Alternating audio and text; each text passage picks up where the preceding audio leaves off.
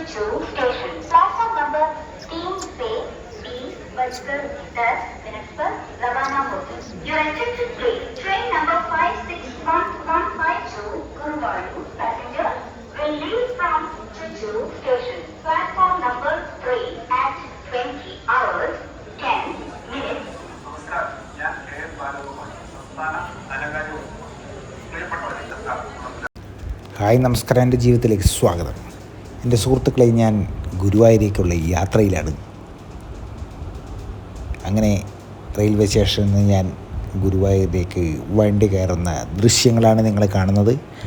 ഈ വീഡിയോ ഒന്ന് മുഴുവനായിട്ട് കാഴ്ചകളാണ് ഗുരുവായൂരിലെ. എന്താണ് സംഭവം എന്ന് കാണണ്ടേ? അങ്ങനെ ഞാൻ കയറിയ ഗുരുവായൂരിൽ ആളുകളേ ഇല്ല, വളരെ വളരെ വളരെ കുറവ്. എന്താണിങ്ങനെ? ആ കാഴ്ചയാണ് നിങ്ങൾ കാണാൻ പോകുന്നത്. ഞെട്ടിപ്പിക്കുന്നതാണ്. അങ്ങനെ പൂങ്കുന്നം എത്തി, അടുത്തത് ഗുരുവായൂരാണ്. ആ ഗുരുവായൂരേക്കുള്ള യാത്ര നിങ്ങൾ കണ്ടു നോക്കൂ. ഗുരുവായൂരെത്തി മക്കളെ, എൻ്റെ പൊന്നു മക്കളെ. ഗുരുവായൂർ എന്നും എല്ലാവർക്കും ഒരു പ്രചോദനമാണ്, ഒരു അഹങ്കാരമാണ്, ഒരു എന്താ പറയണ്ടേ, പറയാൻ വാക്കുകളില്ല അതിനെ. ഗുരുവായൂർ എന്ന് കേൾക്കുമ്പോൾ അല്ലേ? അവിടെ ചെന്നിറങ്ങിയതും റെയിൽവേ സ്റ്റേഷൻ്റെ ഫ്രണ്ട്, അതിസുന്ദരമാണ് റെയിൽവേ സ്റ്റേഷൻ ഗുരുവായൂർ. ഇനി ഒരുപാട് പണി ബാക്കി കിടക്കുന്നുണ്ട്. അടിപൊളിയാക്കിയിട്ടുണ്ട് ഗുരുവായൂർ. പക്ഷേ ഒരാളില്ല. ആൾക്കാരെല്ലാം കുറഞ്ഞ് വരികയെന്ന്. വിജനമായ സ്ഥലം. ഞാൻ അത്ഭുതപ്പെട്ടു പോയി കേട്ടോ. ഇത് പാർത്ഥസാരഥി ക്ഷേത്രമാണ്. ഗുരുവായൂർ റെയിൽവേ സ്റ്റേഷൻ്റെ അടുത്ത് തന്നെ. ഗുരുവായൂർ റെയിൽവേ സ്റ്റേഷനിൽ നിന്ന് പുറത്തേക്ക് കടന്ന് പോകുമ്പോൾ കാണാം വലതുവശത്ത് ഗുരുവായൂർ പാർത്ഥസാരഥി ക്ഷേത്രം. അപ്പോൾ നല്ല വെളിച്ചവും വെട്ടമൊക്കെ ഉണ്ട്. നല്ല സുന്ദരമായിട്ടാക്കി വെച്ചിട്ടുണ്ട്. അങ്ങനെ ഗുരുവായൂരെത്തി ഞാൻ അവിടെ ഒരു ഹോട്ടലിൽ കയറി 2 തട്ട് ദോശ കഴിക്കാൻ വേണ്ടി കയറിയതാണ്. അതും കഴിച്ച് പിന്നെ ഞാൻ മന്ദം ഗുരുവായൂർ നഗരത്തിലേക്കൂടി നടക്കാൻ തുടങ്ങി. നടക്കുമ്പോൾ കാഴ്ച, മനുഷ്യരില്ല, പക്ഷേ പട്ടിക്കൂട്ടങ്ങളുണ്ട്. കണ്ടോ, നോക്കൂ. നടപ്പാതയിലാണ് പട്ടിക്കൂട്ടങ്ങൾ. എന്തൊരു കേമനായിട്ടാണ് കിടന്നുറങ്ങുന്നത്.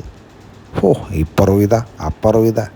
ഇവരെ സൈഡിലേക്കൂടി ഇവരെ ബുദ്ധിമുട്ടിക്കാതെ നമ്മൾ നടന്നു പോകണം. പക്ഷെ നടക്കാൻ പോലും മനുഷ്യരില്ല. വിജനമായ അന്തരീക്ഷം. ഗുരുവായൂരിൽ ഇങ്ങനെ ഞാൻ അടുത്ത കാലത്തൊന്നും കണ്ടിട്ടില്ല. എന്താണ് ഇങ്ങനെ സംഭവിക്കുന്നത്? ശരിയാണ്, സംഭവിക്കാൻ കാരണങ്ങളുണ്ട്. കണ്ടോ, പട്ടിക്കുഞ്ഞുങ്ങളെ കണ്ടോ? അതിനെങ്ങോട്ടാണ് പോകണ്ടതെന്നറിയില്ല.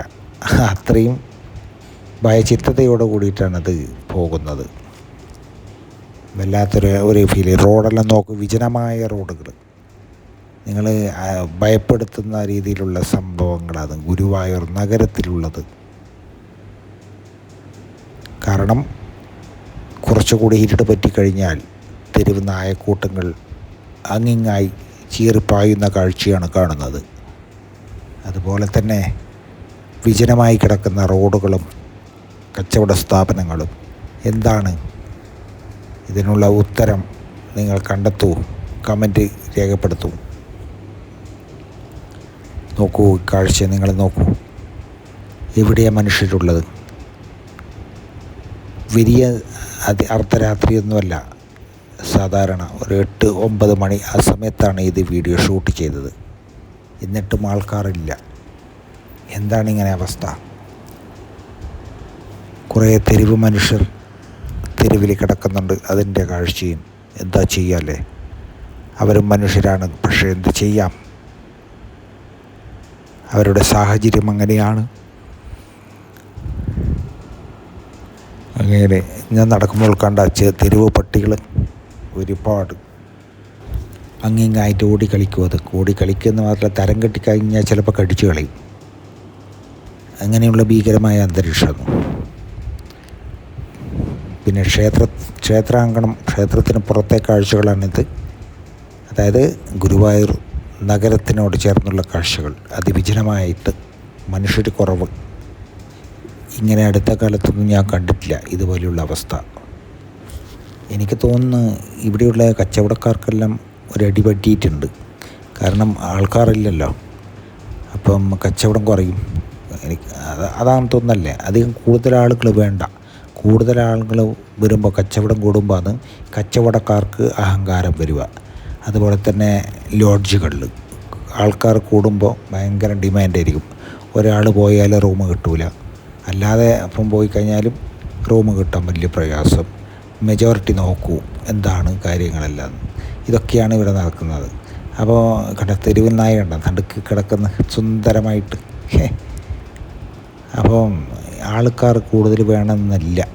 ഇതുപോലുള്ള ഒറ്റയും തെറ്റിയ ആൾക്കാർ മതി. എന്നാലോ ഇവർ ഒരു പാഠം പഠിക്കത്തുള്ളൂ. സത്യമല്ലേ ഞാൻ പറഞ്ഞത്? നിങ്ങൾക്കെല്ലാം അനുഭവം ഉണ്ടാവും റൂം കിട്ടാനുള്ള ബുദ്ധിമുട്ടും കാര്യങ്ങളൊക്കെ. അതുപോലെ തന്നെ ചായക്കടയിലായാലും മറ്റ് സാധനങ്ങൾ മേടിക്കുന്ന അതായാലും തോന്നിയ പോലെയാണ് പൈസ. കാരണം ഈ നാട്ടുകാരല്ലല്ലോ നമ്മൾ. അപ്പോൾ അവർ ഈ നാട്ടുകാരാണ്. അപ്പോൾ തോന്നിയ പൈസ പറയും. നമുക്കല്ല ആവശ്യം, നമ്മൾ ഇല്ലാത്ത കാശ് കൊടുത്തിട്ട് മേടിക്കും. ഇത് എല്ലായിടത്തും നടക്കുന്നത് തന്നെയാണ്. ഇവിടെയുണ്ട്. എല്ലാവർക്കും ഇന്ന് പണം പണം പണം പണം എന്ന ഒറ്റ ചിന്ത മാത്രമേ ഉള്ളൂ. ഒരു കാര്യം മനസ്സിലാക്കുക എല്ലാവരും, നമ്മളെന്ത് സമ്പാദിച്ചു കൂട്ടിയാലും ആഗ്രഹിച്ച് നേടിയാലും ഒന്നും ശാശ്വതമല്ല എന്നുള്ള ബോധം ഉണ്ടാവണം എല്ലാവർക്കും. ആരെയും പറ്റിക്കാതെ സത്യസന്ധമായി ജീവിക്കാൻ പഠിക്കുക. അതേ നിലനിൽക്കൂ. അതും ഒരു പരിധി വരെ. എല്ലാം നമുക്ക് ഈ ഭൂമിയിലുള്ള എത്ര കാലം ഉണ്ടാകും അതുവരെ ഉണ്ടാകും. അതെല്ലാവരും മനസ്സിലാക്കുക. ആ മനസ്സിലാക്കാത്തതാണ് ഇന്ന് ലോകത്തിൽ പ്രശ്നങ്ങൾ നടക്കുന്നത്. കണ്ടോ, ഒട്ടനവധി തെരുവിലുള്ള മനുഷ്യർ കിടക്കുന്നത് കണ്ടോ? അവരും മനുഷ്യരാണ്. സാഹചര്യങ്ങൾ അവരെ തെരുവുകളാക്കി. ഒരുപാട് മനുഷ്യർ കൊതുക് കടിയും കൊണ്ട് കിടക്കുകയാണ്. അവരോട് കരുണ ചെയ്താൽ, പരസ്പരം ഇങ്ങോട്ടും കരുണയുണ്ടെങ്കിൽ, മനുഷ്യത്വം എന്ന് പറഞ്ഞ സാധനം ഉണ്ടെങ്കിൽ ഈ ലോകം നന്നായിട്ടുണ്ടാവും. പക്ഷേ ഇനി എനിക്ക് തോന്നുന്നില്ല അത് തിരിച്ചു വരും. ഈ മനുഷ്യത്വം എന്ന് പറയുന്നത് എല്ലാവർക്കും കിട്ടണമെന്നില്ല. ഈ വീഡിയോ ഇഷ്ടമായെങ്കിൽ ഒന്ന് ലൈക്ക്, ഷെയർ, കമൻറ്റ്.